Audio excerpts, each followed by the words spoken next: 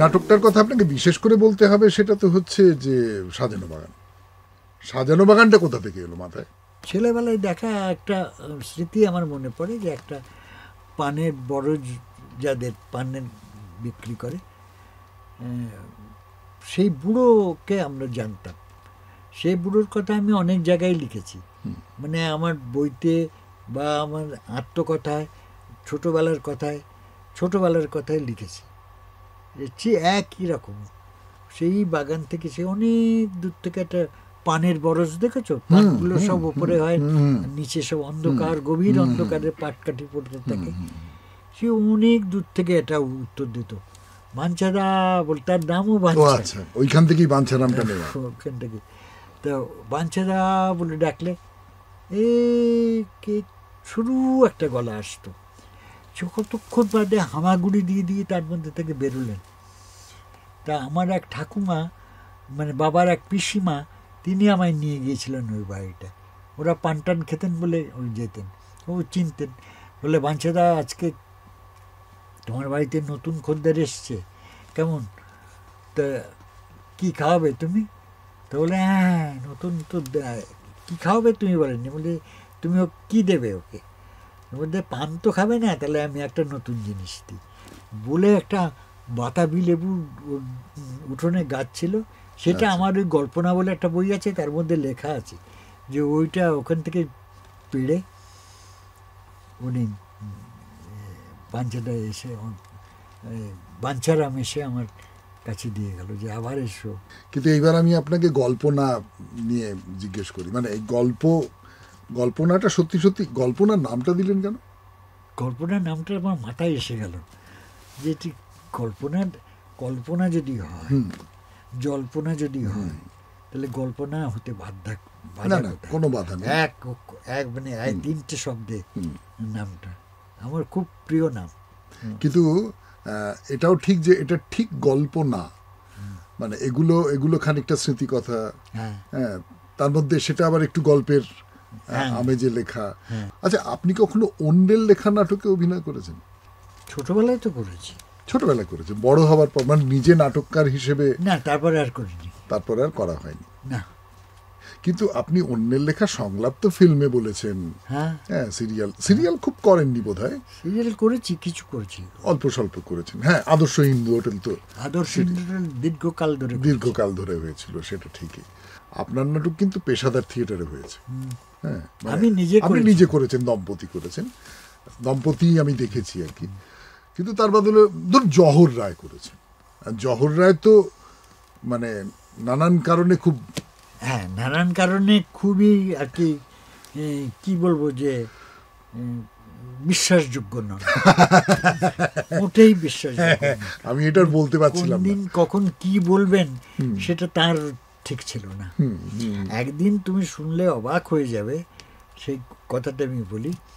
তখন ওই নাটকটা হচ্ছে, নাটকটার নাম ছিল কেনারাম বেচারাম।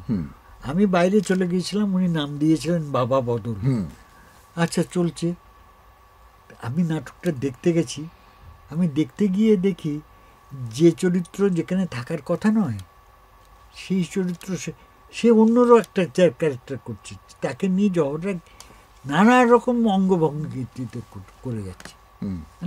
এই দৃশ্যটা কোত্থেকে এলো আমি তো বুঝতেই পারছি না, যে কার বাড়ি কি হচ্ছে, কোথায় কি বলছে। আর তুমুল হইচই হচ্ছে হলের মধ্যে, হইচই হিট করে গেছে, লোকে খুব মজা পাচ্ছে। তা আমি সোজা চলে গেলাম জহরদার উপরে। জহরদা ওখানে ছিলেন না, তো উনি গিয়ে দেখি যে মুড়ি তেলে ভাজা নিয়ে, ওই তো ইন্টারভাল হয়ে যাবে, উনি একেবারে মানে লুঙ্গি টুঙ্গি পরে মুড়ি, আরে এসো এসো খাবে এসো। আমি খাওয়ার পরের কথা, আপনি দেখুন তো কী হচ্ছে, এটা যদি হয় আমি চলে যাচ্ছি জহরদা, আর আমি থিয়েটারেই আসবো না, আর এই নাটকটাও আর আপনাদের করতে হবে না। তাহলে কী হচ্ছে কি, সেই চোখ মুখ করে যে কী হচ্ছে, উনি বাইরে এসে দেখলেন, একটুখানি দেখলেন, দাঁড়া বলে মুড়ি টুড়ি ফেলে টুপি পরে, একটা টুপি পরে গোপ ফোপ লাগিয়ে চলে গেলেন। খানিকক্ষণ বাদে আমি ওই দোতলায় ওদের মেকআপ আর্টিস্ট রুম ছিল। আর তোমার মনে আছে যে দোতলায় 3টে ঘর ছিল, যে ঘরে একটা ঘরে বসতেন সরোজী দেবী। উনি যখন চলে গেছেন ওখানে, তখন সরোজী দেবী তার ঘর থেকে বেরিয়ে এলেন। বেরিয়ে এসে আমি তো রেলিংটা ধরে এইভাবে দাঁড়িয়ে আছি দোতলায়, যে ভেতর থেকে কি আছে, কি হয় দেখি, কি করে, মারবে বলে গেছে, কি করে দেখি। তো সরোজী দেবী এসে বললেন যে, ভাই লোক পেলে না আর, জহরকে বললে তুমি ওইটা শুধরাতে, দেখো কি হয় বলে উনি ঘরে চলে গেলেন। আমি দেখলাম যে প্রত্যেকটা লোককে ধরে মারছে, কথা বলছে, নানা রকম কথা, মঞ্চ থেকে বার করে তাড়িয়ে অডিটোরিয়ামের মধ্যে দিয়ে যাচ্ছে, অডিটোরিয়ামের মধ্যে দিয়ে তাড়িয়ে নিয়ে তাকে বাইরে পাঠিয়ে দিয়ে তারপর জহরদা এসে বললেন যে, দেখলে তো, হ্যাঁ আমাকে খেপালে কি হয় দেখতে পেলে। ওই হরিধন বাবু যাকে তাড়া করে বার করে দিল, একটা বয়স্ক লোক, হরিধন বাবু ওই রকম, তিনি কি বলছেন, দেখলে তো জহরকে খেপিয়ে দিলে কি হয়, এই নাটক এখন 600 রাত্রির আগে উঠবে না। শিশির বাবুর সঙ্গে আপনার আলাপ হয়েছিল? শিশির ভাদুরী মশাই আমাদের স্কটিশের ছাত্র ছিলেন। তো স্কটিশে একবার ঠিক হলো যে এরকম প্রাক্তন ছাত্রদের নিয়ে একটা বিশাল অনুষ্ঠান কিছু হবে। কত বছর, 75 বছর পূর্তি না 175 বছর। তখন আমরা 4th ইয়ারে পরীক্ষা, আমাদের উপরে অনেকের দায়িত্ব পড়লো যে এসব স্টারদের খবর টবর দেওয়ার। আর ততক্ষণে থিয়েটার যে করি বা থিয়েটারের লোক যে আমি, এরকম আরও কয়েকজন আছে, পার্থ টার্থ সবাই মিলে। আমরা 4 জন গিয়েছিলাম শিশিরবাবুকে রাখতে, মানে বলতে যে আপনার নিমন্ত্রণ থাকবে। 4 জন গিয়ে দাঁড়িয়েছি ওই যেখানে, তুমি কি দেখেছো, ওই যেখানে ছিল একটা স্টুডিও ছিল, বরানগর স্টুডিও একটা ছিল, মানে সিথির মোড়ের কাছে।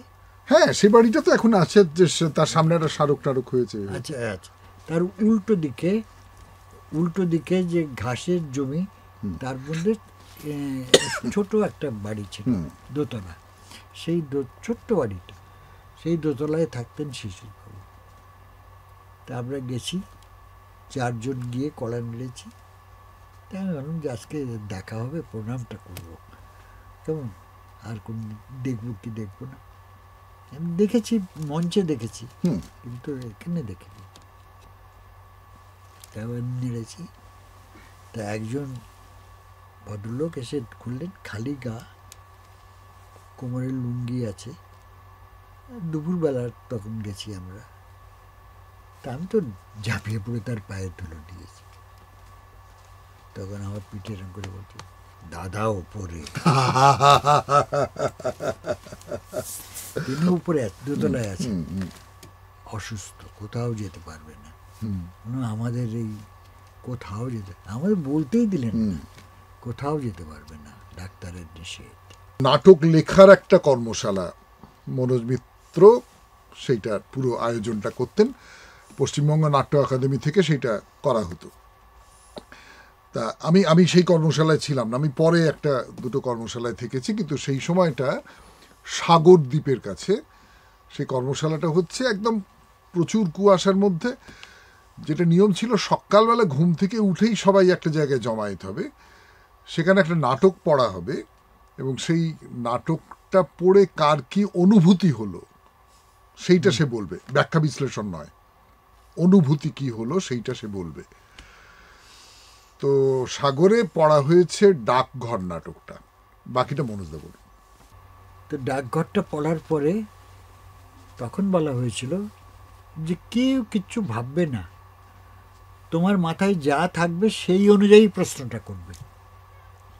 তুমি যে শুনলে, যেটা ডাকঘরটা পড়া হলো, তুমি যা শুনলে, এখন তোমার যা ইচ্ছা তুমি করতে পারো, তোমার কি যা ইচ্ছা করো, তুমি যা ইচ্ছে বলতে পারো, যা ইচ্ছে লিখতে পারো, কিন্তু ইউ মাস্ট এক্সপ্রেস ইয়োরসেলফ, তুমি তোমার নিজেকে প্রকাশ করো। তখন একটা ছেলে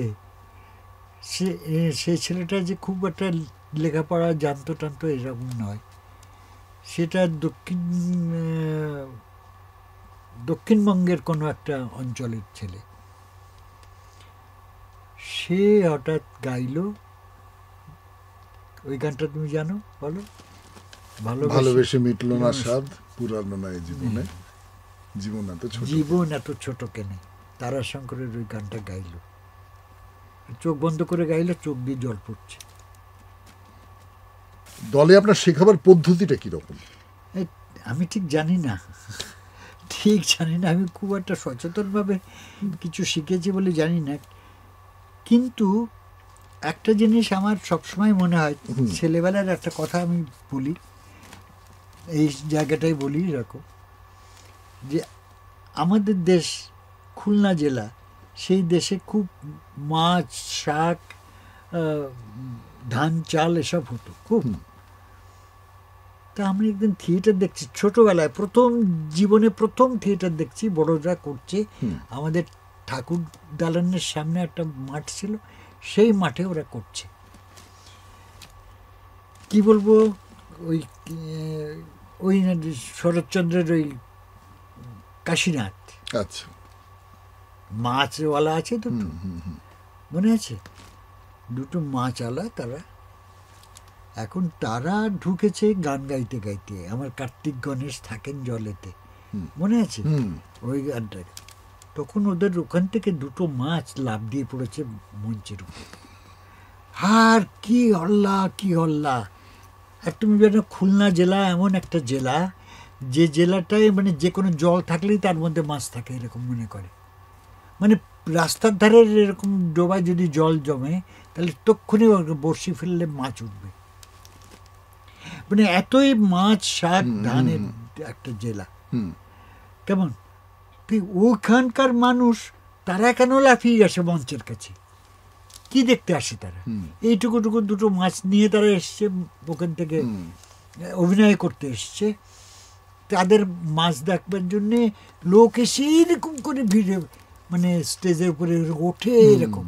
আর এই মাছের এত টান এরকম হতে পারে? সিম্পল ক্যালকুলেশন দেখো, যে চেনা হলেও মঞ্চের উপরে সে বড় অচেনা হয়ে যায়। কেমন চেনা হলেও তাকে অ্যাকসেপ্ট করলে, মঞ্চের উপরে যখন অ্যাকসেপ্ট করে, তখন তাকে দূরের কিছু বলেই অ্যাকসেপ্ট করে। আমার অচেনা এই ব্যাপারে আমি দেখিনি কখনো। মানে বাস্তবটা একটা পরত, তার ভেতরের ব্যাপারটা বেরিয়ে আসেই মঞ্চে, মানে মঞ্চে উঠলেই সেটা তখন তার কাছে অ্যাকসেপ্টেবল হয়। হ্যাঁ, ঠিক।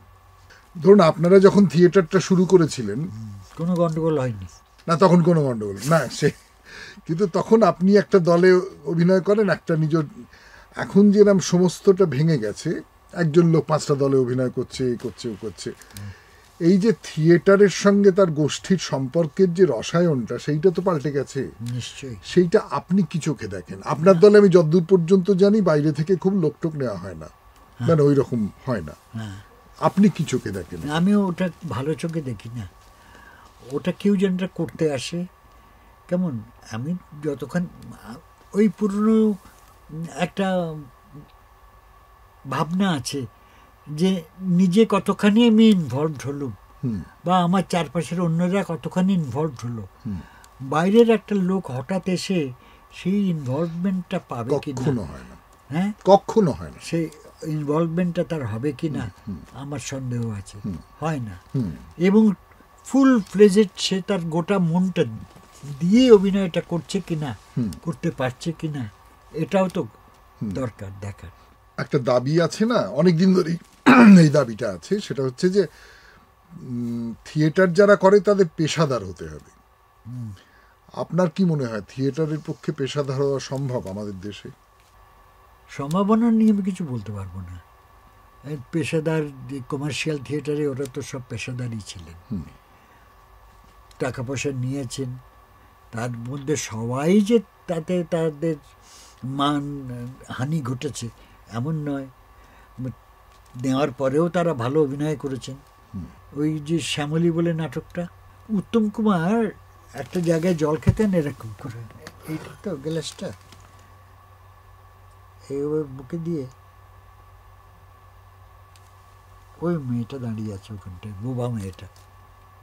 তো এটা খেতে খেতে কানা উঁচু একটা পেতলের গ্লাস থাকতো না, সেই পেতলের গ্লাসটা মুখে দিয়ে খেতে খেতে এটার উপর দিয়ে তাকাচ্ছি। ওই দৃষ্টি আমি কোনোদিন দেখিনি থিয়েটারে, মানে এত পয়েন্টেড এবং এক তীক্ষ্ণভাবে, আর ও ছটফট করছে মেয়েটা, প্রথম দর্শন আর কি। তো থিয়েটার যে সবসময় খারাপ হতো বা কমার্শিয়াল থিয়েটার যে ফাঁকিবাজির উপরে হতো তা কিন্তু নয়, তা কিন্তু নয়। এরকম ঠিক আরেকটা মুহূর্ত তৈরি হয়েছিল এই আমাদের কালিদাকে নিয়ে বিশ্বরূপায়। কিরকম? বিশ্বরূপায় কালিদা সুইসাইড করেছেন, পড়ে আছেন।